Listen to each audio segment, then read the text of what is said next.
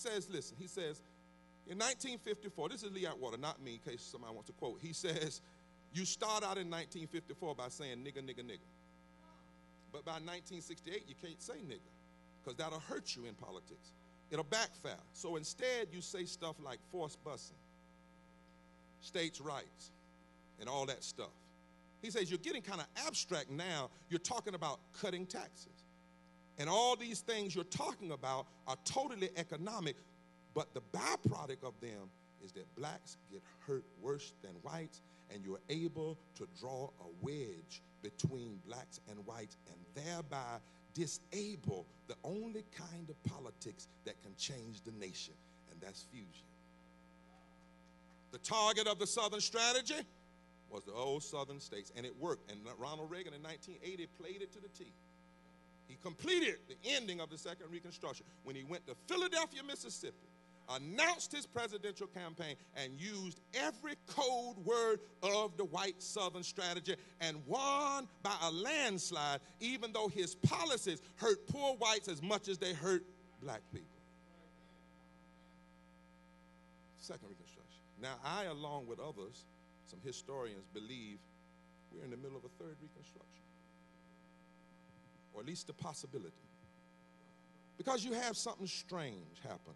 You have this guy named Barack Obama to run for president. Now, he runs a campaign rooted in the idea of fusion politics.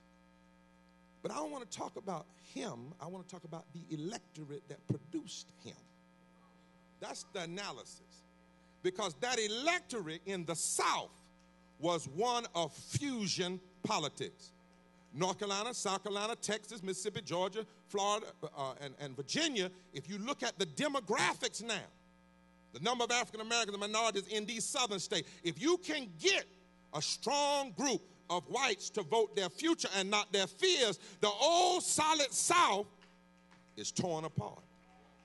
And think about that electorate that pushed Virginia over and Florida over and North Carolina over. It was black, it was white, it was Latino, it was Native American, it was Asian, it was LGBT, it was straight, it was business, it was working people, it was Republicans, it was Democrats. It was people who wanted to push America into a kind of third Reconstruction. And it just might work. At least that's what those who are the antithesis of Reconstruction thought. And so what did you see right after that election? The same attack you saw in 1872 and the same attack you saw in 1968. The attack on voting rights, the attack on labor, the attack on education. Because those who have a homogeneous view of the world are scared to death of this kind of fusion coalition. When black and white and Latino and poor and wealthy come together and gay and straight, and they are lifted to a higher place in terms of how they understand political dynamics.